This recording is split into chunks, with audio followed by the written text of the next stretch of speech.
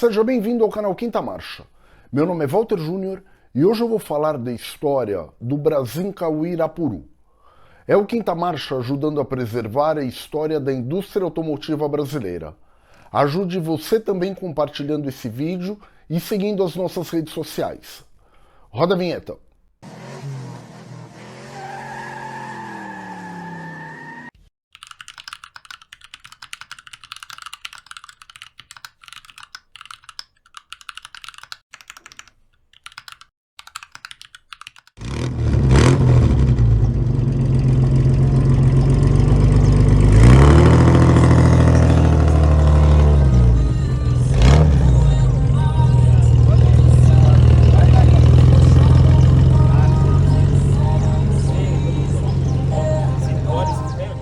Antes de entrarmos na história do carro em si, vamos conhecer um pouco da origem da empresa que inicialmente o fabricou, a Brasinca, numa abordagem necessária para o entendimento do contexto geral da sua trajetória.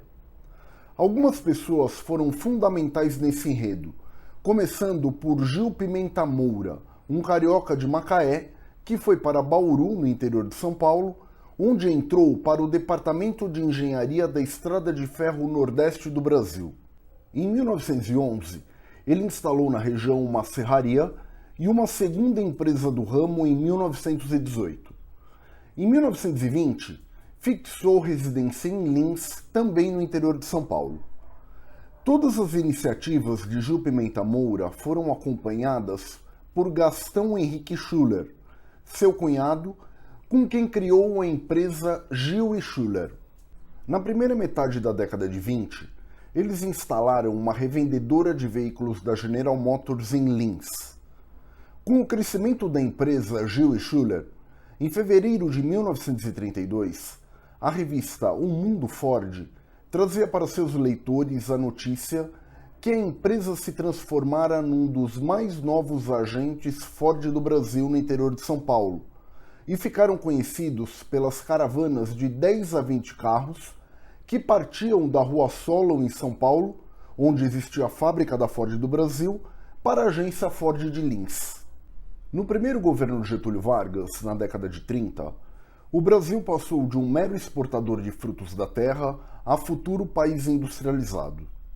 Com a Segunda Guerra Mundial, as importações de itens não produzidos aqui foram suspensas, gerando uma fase de racionamento, com o início da produção desses itens internamente.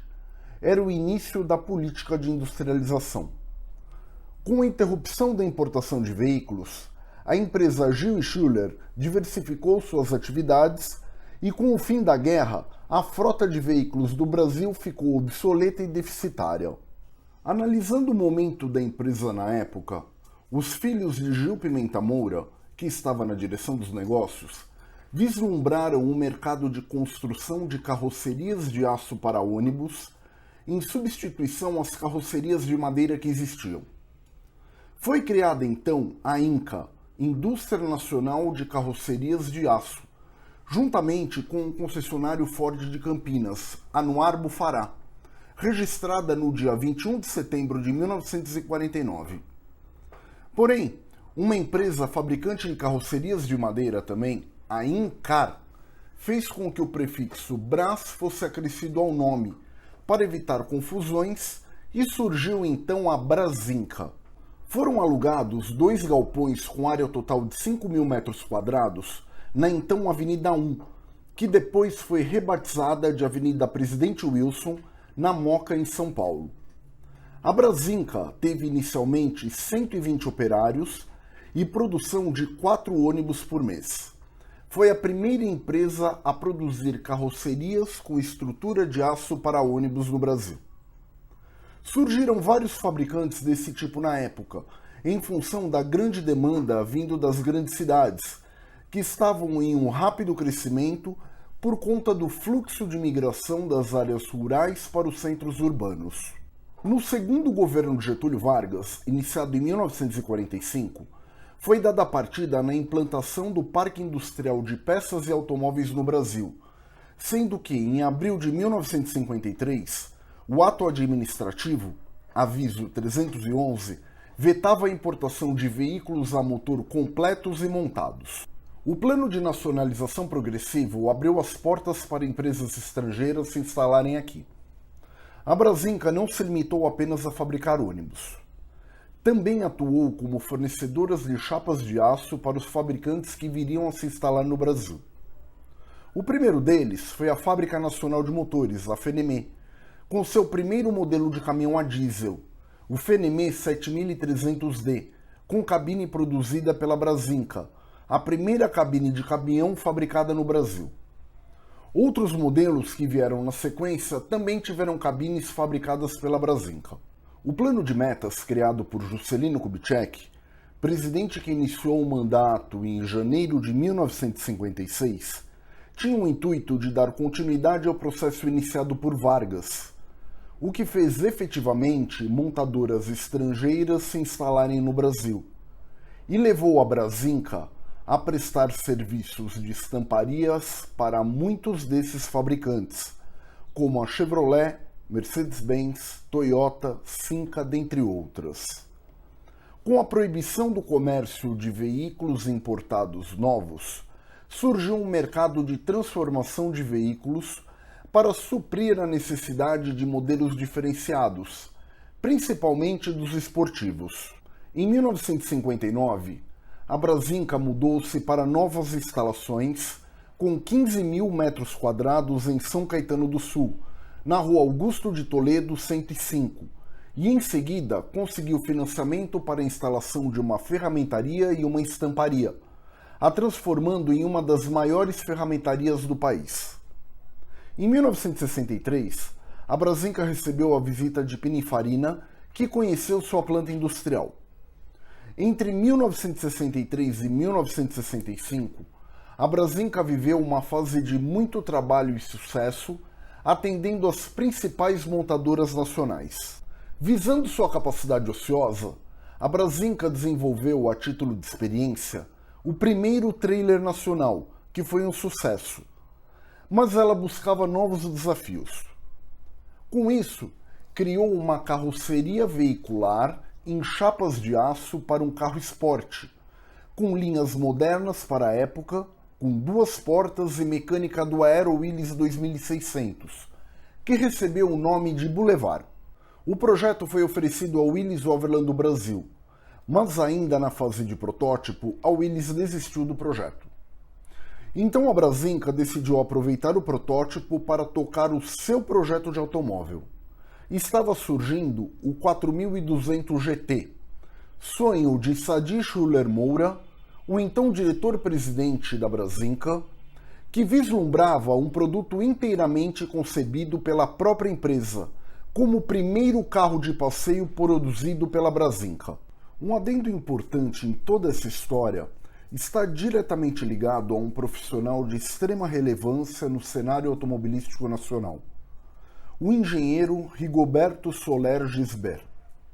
Espanhol radicado no Brasil, iniciou suas atividades no ITA, Instituto Tecnológico da Aeronáutica, e em 1955 ingressou na área automotiva na VEMAG, além de fazer parte do corpo docente da FEI, Faculdade de Engenharia Industrial em São Bernardo do Campo, onde desenvolveu diversos projetos. E na sequência foi para o Willys Overland do Brasil. Lá desenvolveu o Willys Capeta, que foi o primeiro passo para a concretização da ideia de Soler de projetar e construir um carro esportivo inteiramente no Brasil, mas o projeto não saiu da fase de protótipo. Após sua passagem pela Willys Overland do Brasil, Soler foi trabalhar na Brasinca, onde a sua ideia foi acolhida e posta em prática com o desenvolvimento do projeto Irapuru. Soler foi contratado pela Brasinca por Sadi Schuller Moura, o então diretor-presidente da empresa, para ser chefe do Departamento de Engenharia de Produtos, para completar o time formado por Ângelo Mário Gonçalves, diretor industrial da empresa, e Narciso Vasques, o chefe de manufatura, ex-funcionários da VEMAG. Inicialmente, o projeto foi designado de X4200, que depois foi alterado, sendo apelidado de Uirapuru, um pássaro ativo se locomove muito rapidamente da região amazônica.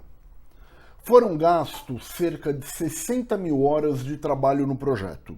O projeto Irapuru tinha carroceria de perfil baixo, seguindo as tendências de estética italianas, para 2 ocupantes, com linhas agressivas com 4,35 metros de comprimento, 1,80 de largura, 1,26 de altura e 2,69 de entre-eixos, com peso em torno dos 1.250 kg. Ele tinha estrutura própria, não utilizava a base de nenhum outro carro, com monobloco construído com chassi periférico de vigas ocas tipo caixa e Santo Antônio integrado de chapas de aço finas e resistentes, moldados à mão sob gabaritos, com chapas de aço dobradas resistentes a torções. Tinha frente longa, com faróis redondos, piscas horizontais, grade com discretos frisos cromados e um para-choque sem muitos detalhes, enquanto a traseira era curta, com um pequeno porta-malas que dava acesso ao bocal do tanque de combustível. O capô tinha uma tomada de ar central e, pelo menos no protótipo, era aberto através de 4 barras que o nivelava nos 4 cantos, sistema descartado no modelo de série que tinha abertura apenas pelo lado do para-brisa. Tinha uma linha de cintura retilínea por toda a lateral e uma traseira que parecia ser levemente inclinada pelo fato das caixas de rodas traseiras serem mais baixas. Vinha com saídas de ar atrás das rodas dianteiras, incorporadas dentro de um vinco que se estendia até as extremidades da linha de cintura e ao lado inferior das portas, que avançava sobre a lateral, além de um vidro traseiro curvo que invadia as laterais. As portas com quebra-ventos avançavam sobre o teto para facilitar o acesso e na traseira tinha para-choque plano e lanterna.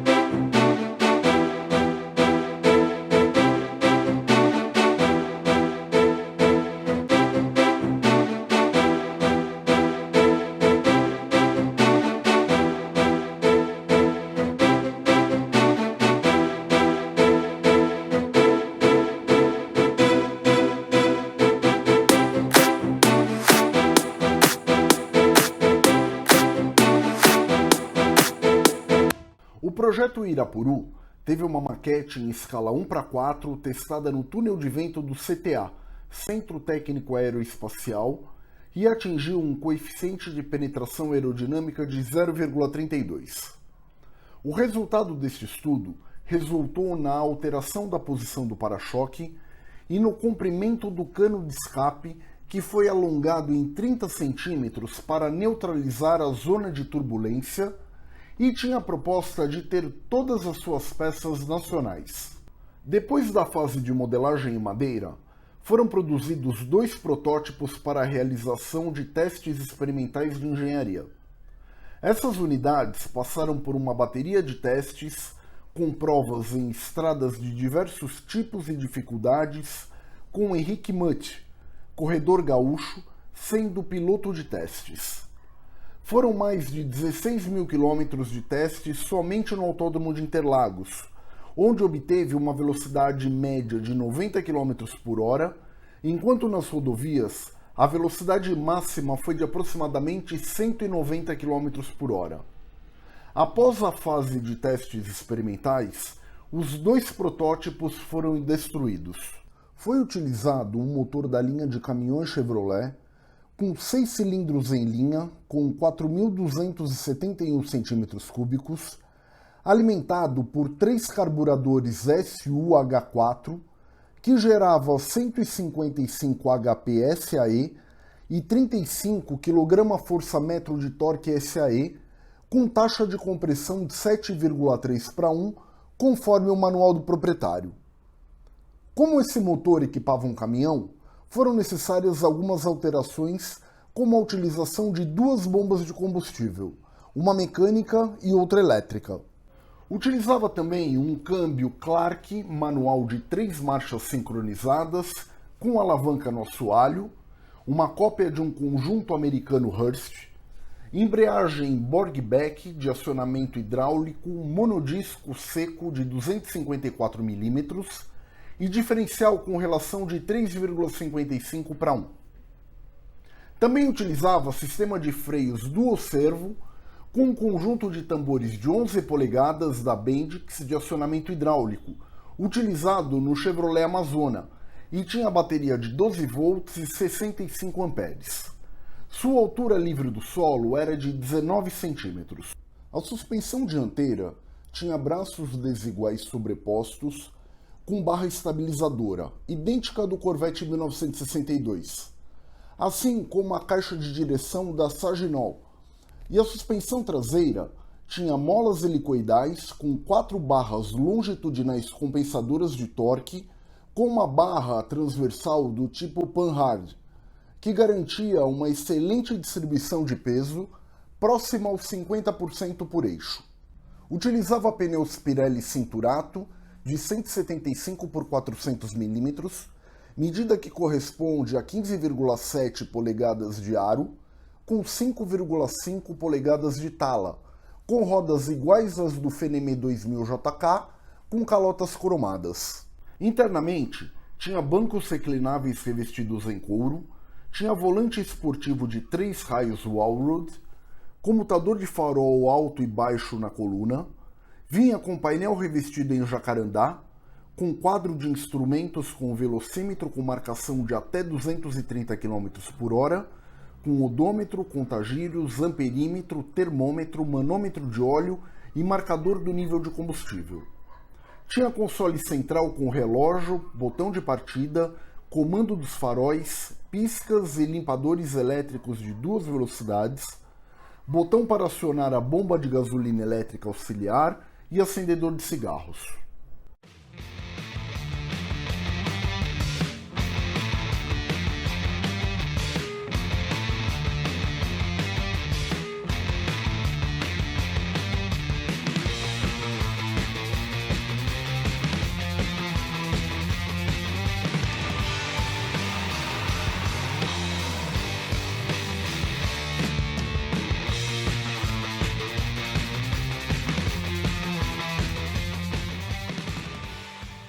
Algumas personalidades do ramo automotivo, seja de imprensa ou competições, como o piloto Expedito Marazzi, ou do design, como o mestre Ari Rocha, importante arquiteto e designer brasileiro, criador do projeto Aruanda e amigo pessoal de Rigoberto Soler, participaram informalmente do desenvolvimento do carro. Ari Rocha conheceu Rigoberto Soler quando foi estagiar na Vemag. Nessa época, o carro já estava definido por Soler junto com o designer Rames Melquizo. E a Ari Rocha coube a primeira viagem do carro a convite de Soler, com o protótipo preto, que foi até o Rio de Janeiro acompanhado de sua irmã. No retorno, fez do Rio de Janeiro a São Paulo em 3 horas e 40 minutos vindo pela Via Dutra e teceu comentários de melhoria do produto a Soler. Esse desenvolvimento informal baseava-se em comentários e troca de ideias com a equipe efetiva de desenvolvimento, melhorando as soluções já existentes. A apresentação oficial do Brasínca 4200 GT aconteceu no 4º Salão do Automóvel, no Pavilhão do Ibirapuera, em São Paulo, entre os dias 27 de novembro e 13 de dezembro de 1964. No estande da Brasínca havia 2 carros, um em display e outro para acesso geral do público. Sua produção só começaria de fato em março de 1965, em função de detalhes a serem ainda ajustados. Ele tinha previsão de produção mensal de 10 carros, com preço inicial de aproximadamente 16 milhões de cruzeiros, valor equivalente a 5 Fuscas ou 2 Cinca Chambord na época, e estava disponível em 8 cores diferentes, com opcionais de rádio, rodas cromadas, retrovisor do lado do passageiro e cinto de segurança. Além do modelo base, o Brasínca 4200 GT era oferecido com um pacote de preparação mecânica. O carro podia vir com o opcional de comando de válvulas da marca Skandarian, modelo C4, que fazia sua potência subir para 166 cavalos SAE.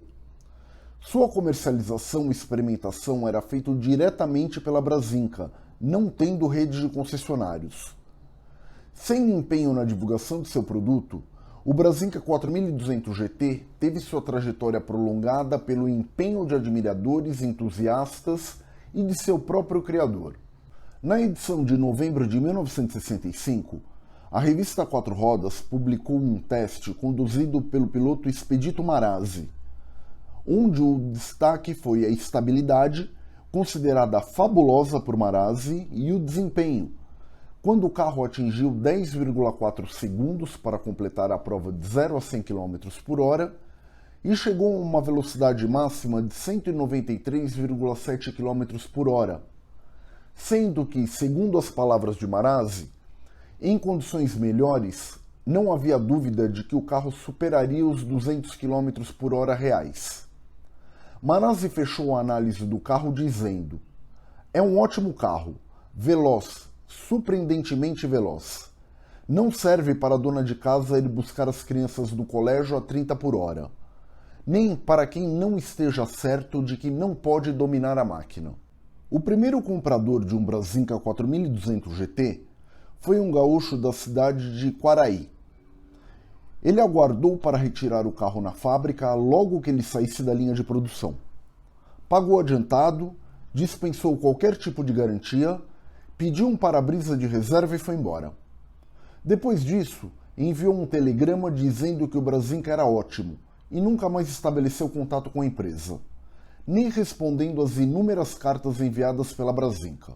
A Brasinca tentou comercializar o carro pela rede de concessionária Chevrolet, uma vez que a General Motors do Brasil era fornecedora da Brasinca, mas apenas 2 unidades foram comercializadas deste modo, uma na concessionária de Araraquara e outra na de Barretos. Ainda na época do Salão do Automóvel, o piloto Walter Hahn Jr. conheceu o Brasinca 4200 GT no evento e procurou a fábrica para ver se eles tinham interesse em inscrever o carro em competições, tema que vamos falar detalhadamente mais à frente.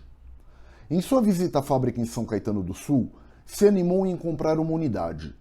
Sadi Moura, então diretor-presidente da Brasinca, era radicalmente contra o seu carro nas competições e teve um desentendimento com Rigoberto Soler, que tinha opinião contrária. A crise político-econômica que o Brasil passou em meados da década de 60 obrigou a Brasinca a encerrar a produção de seu carro, por julgar inviável a produção de um carro em escala reduzida que exigia técnicas artesanais, o que não era compatível para uma empresa de grande porte.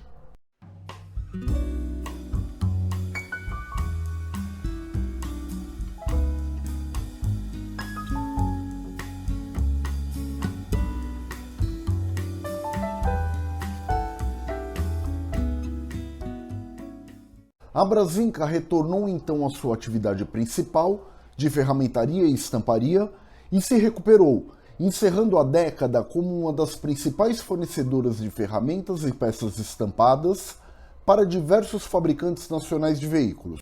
Perante essa situação, a Brasinca optou por transferir os direitos de produção do carro para terceiros. Com interesse em adquirir esses direitos, foi criada a empresa STV, Sociedade Técnica de Veículos, tendo como sócios Rigoberto Soler, Walter Hahn Jr. e Pedro dos Reis Andrade, dono da transportadora Andrade, cafeicultor e tio da esposa de Walter. Após diversas reuniões com a diretoria da Brasinca, o negócio foi fechado a um preço de custo e toda a produção e patente do modelo, incluindo moldes e estoque de peças, foi transferida em 30 dias para um prédio na rua Minas da Prata 215, no Itaim Bibi, na zona sul de São Paulo. Segundo publicações antigas, a Brasinca negociou um valor de 14 vezes o valor de cada carro, divididos em uma entrada mais 10 prestações mensais. O direito de fabricação e vendas era da STV e o fornecimento de peças estampadas de reposição ainda ficava sob responsabilidade da Brasinca. Em 1966, a STV alterou o nome do carro de Brasinca 4200 GT para Uirapuru 4200S, resgatando o nome de seu projeto de origem. Foram alterados os emblemas no carro para que ele pudesse ter a identificação da nova empresa. O emblema do capô dianteiro e a tampa traseira com o B da Brasínca foram substituídos pelo emblema da STV. A identificação Brasínca dos paralamas dianteiros foram substituídos pela identificação Irapuru. Na coluna C, a identificação 4200 GT foi substituída pela identificação 4200S, e na calota o símbolo da Brasínca foi tirado, não ficando nenhum.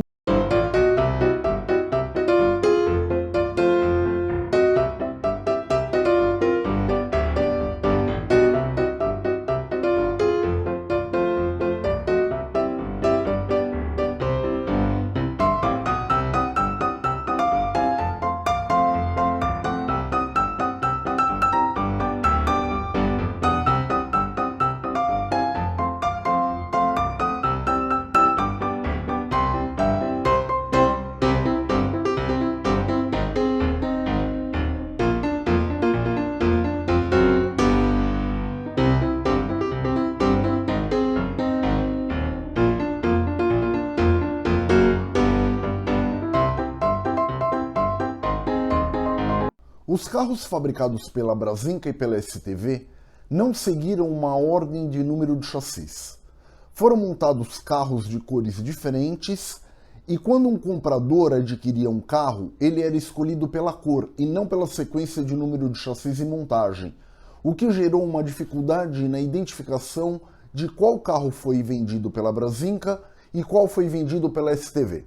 Quando a STV assumiu a fabricação dos veículos, ela recebeu veículos prontos no pátio, que eram oficialmente Brasínca 4200 GT, e estes foram vendidos pela STV, além de peças de acabamento como vidros, gravados com o nome Brasínca, que provavelmente foram montados em Uirapurus e vendidos posteriormente pela STV.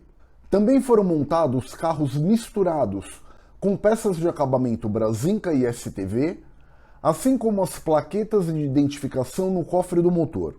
No 5º Salão do Automóvel, a STV apresentou novidades. Foi apresentada a versão conversível com capota de lona, com 2 modelos no stand, que vinham com faróis retangulares e foram dispensados os piscas dianteiros do coupé, ganhou escapamento com saída dupla de um único lado, o painel e maçanetas foram redesenhados, e em lugar da usual grade com friso de alumínio, o exemplar do salão ganhou uma tela cromada. Tinha também um Irapuru com faróis e luzes de seta dianteiras circulares.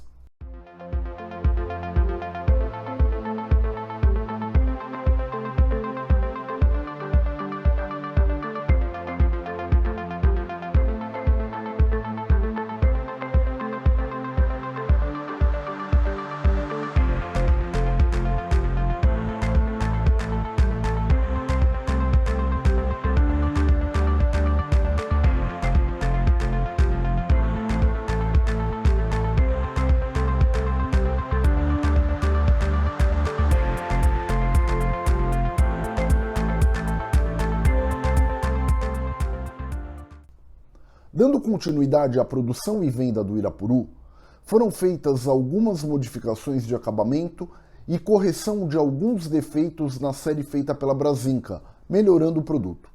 Todos os modelos passaram a ser opcionalmente oferecidos com caixa de marchas de 4 velocidades, freios a disco e ar-condicionado, além de um novo painel de instrumentos, e a versão básica do Irapuru ganhou mais 7 cavalos, passando a contar com 162 cavalos SAE. Outra versão apresentada também no Salão do Automóvel foi a versão designada RR1, o Gavião, unidade caracterizada para a Polícia Rodoviária do Estado de São Paulo, que foi cedida em comodato para a corporação. Era um modelo único e apareceu no filme Águias de Fogo, que tinha Carlos Miranda, o nosso eterno vigilante rodoviário, no papel de vigilante rodoviário. O Gavião era um carro de alto desempenho para perseguição para o patrulhamento rodoviário, um modelo furgão com a mesma frente do coupé, blindado, incluindo os vidros, com 2 metralhadoras camufladas na grade, uma possível lenda criada para fins comerciais, acionadas a bordo, além de radiotransmissor e receptor, filmadora de 16mm, ferramentas de salvamento e combate a incêndio, uma maca na traseira para transporte de feridos e banco interno lateral para um vigilante. O paradeiro desse carro hoje é desconhecido. O desenvolvimento do modelo exigiu um grande investimento, mas apesar de ter a aprovação da polícia, ele acabou sendo vetado pela Secretaria de Segurança Pública, provavelmente por questões políticas.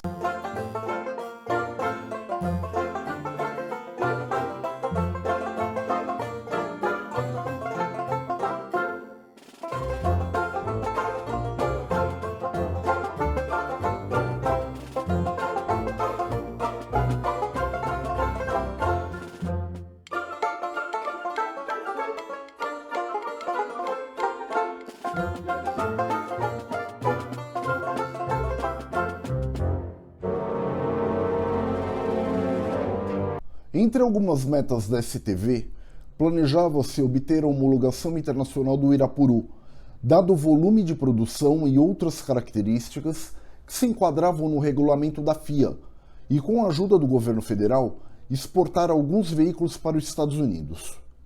Os carros a serem exportados receberiam a mecânica do Corvette Stingray a troco de equipamentos e produtos acabados oriundos daquele país. Infelizmente, nenhum desses planos chegou à realidade. De qualquer forma, a STV disponibilizava, além da versão básica, o Irapuru 4200 GTS e o 4200 GTSS, versões mais voltadas para a competição. O Irapuru 4200 GTS possuía câmbio manual de 4 marchas do Corvette e motor com taxa de compressão aumentada para 8:1, além de comando de válvulas Scandarian modelo E2 e 3 carburadores Weber SJOE no lugar do Skinner Union, os anteriores SU, resultando em 171 cavalos de potência bruta a 4.800 RPMs. Já o Irapuru 4200 GTSS possuía 180 cavalos brutos e era capaz de atingir os 230 km por hora de velocidade máxima, além de incluir diferencial mais longo, freios a disco nas 4 rodas, roda com tala de 7 polegadas e pneus com 210 mm de seção. A STV estudava o novo modelo, que deveria usar o então novo motor 4 cilindros da GM, que ainda não estava definido se iria equipar o futuro lançamento da General Motors do Brasil, o Chevrolet Opala, mas isso acabou não acontecendo. No dia 31 de março de 1967, a revista Quatro Rodas realizou o primeiro concurso de design automotivo do país, no Buffet Torres, em São Paulo. Esse concurso era uma amostra que o Brasil já era mais do que capaz de conceber seus próprios automóveis, ao invés de apenas adaptar produtos estrangeiros às condições locais. No júri, o integrante mais importante foi Núcio Bertoni, que esteve no Brasil especialmente para a ocasião do concurso e considerou o Irapuru como um capolavoro, ou seja, uma obra-prima, mesmo o prêmio tendo sido conquistado pelo Puma GT. Nesse momento, começavam as dificuldades relacionadas ao carro. O Irapuru não conseguia ampliar seu mercado em função do seu alto custo de fabricação, o que refletia em seu preço final elevado. Outro ponto foi a concorrência com o Ford Mustang, lançamento estrondoso da Ford americana na época, que chegava ao Brasil via importadores independentes com preço semelhante, sendo um produto mais atraente ao mercado. Com isso, o problema de venda começava a mostrar sinais e o Irapuru foi ficando cada dia mais difícil de ser comercializado. Juntando-se a isso, Walter Hahn Jr. precisou se afastar durante 6 meses por orientação médica por conta de um desgaste psicológico e físico excessivo ao administrar o negócio. enquanto que Pedro Andrade e Rigoberto Soler se empenhavam na comercialização dos últimos carros. Já em 1967, o carro era descontinuado. Era o fim do primeiro carro projetado e produzido no Brasil a ultrapassar a barreira dos 200 km por hora. Os números exatos de fabricação são uma incógnita. Giram em torno de 75 a 77 carrocerias produzidas, porém o chassi de número mais alto conhecido hoje é o de número 70. Além da carroceria coupé, foram produzidos 3 conversíveis, sendo que um deu perda total no transporte antes de ser entregue ao seu cliente, nem chegando ao mercado, e o Gavião. A originalidade dos faróis retangulares, no entanto, só se restringiu ao único coupé azul e aos conversíveis expostos no salão do automóvel. Modelos de produção que possuem esse detalhe foram modificados por Roberto Camarota, um ex-funcionário da STV, que em 1968, após a desativação da STV, abriu uma oficina própria para manutenção e modificação chamada TECAL, Técnica em Automóveis. Ele adquiriu peças de estoque da STV, incluindo faróis retangulares idênticos aos que foram montados nos Irapurus conversíveis para o Salão do Automóvel de 1966, que eram oferecidos para substituição aos originais para seus clientes. Uma grande polêmica envolve até hoje o Brasínca 4200 GT, ou Irapuru, com 2 outros carros. O primeiro foi lançado antes dele, em abril de 1962, desenhado pelo presidente da Studebaker, Sherwood Egbert, o Studebaker Avante. O outro apareceu depois do lançamento do Brasínca 4200 GT, em meados de 1966, com carroceria criada pela Carroceria Touring, de Milão, na Itália, o Jensen Interceptor. Ambos os carros trazem elementos estéticos semelhantes ao Brasínca e ainda gera grande discussão sobre quem copiou quem e se foi um copiado do outro ou não. Na opinião de Ari Rocha, ele acredita não ter nenhuma relação entre os desenhos, mesma opinião compactuada pelo designer Anísio Campos. O fato importante é que o nosso produto foi um ícone no mercado de automóveis. Outro fato importante de ser citado aqui é a relação que a família Ciari tem com esses carros. Tudo começou no Salão do Automóvel, no início dos anos 60, quando Célio Ciari Júnior foi levado pelo seu pai ao salão e ficou encantado com o carro. Mais tarde, em 1968, quando entrou na faculdade, pediu um Irapuru como presente e ganhou um coupé vermelho. A numeração dos chassis desses carros sempre começava com o número 10 e, em seguida, a sequência numeral de fabricação. O então médico, Dr. Célio Ciari Júnior, teve a oportunidade de ter durante um período, pois foi vendido, o carro com o chassi de numeral 1001, o primeiro fabricado. Sua paixão pelo carro o levou a ter 5 unidades e virou uma referência entre os proprietários da marca, e se tornou o presidente do Clube do Irapuru. Após seu falecimento, essa paixão continua na família através de seu filho, o advogado Célio Ciari Neto, que conserva diversas unidades no mesmo local que seu pai começou a guardar essas relíquias. Mesmo não agradando a Brasínca a ideia de ter seu carro em competições, como já foi comentado, com o auge das competições no Brasil, o carro foi utilizado sim para essa finalidade. Tudo começou quando o piloto Walter Ram Jr. foi apresentado ao carro por Expedito Marazzi, pouco depois de ter sido testado para a revista Quatro Rodas, a quem conseguiu um outro carro para que ambos pudessem testá-lo no Autódromo de Interlagos. A bordo do Irapuru em Interlagos, Walter Ram Jr. conseguiu completar uma volta em 4 minutos e 15 segundos, cerca de 10 segundos a menos do que seu melhor tempo com um Cinca de competição. Então, Soler fez algumas modificações superficiais no carro de Walter Ram Jr., que estava pintado em um tom de amarelo similar aos Willys Interlagos, e colocou o número 88, pois o mesmo iria competir independente do apoio da Brasinca. Expedito Marazzi e Walter Hahn Jr. até fizeram uma proposta à diretoria da fábrica de formar uma equipe com 2 carros, mas não foi efetivada pela falta de interesse da montadora. Eles participaram dos 1000 quilômetros de Brasília e das 6 horas de Curitiba.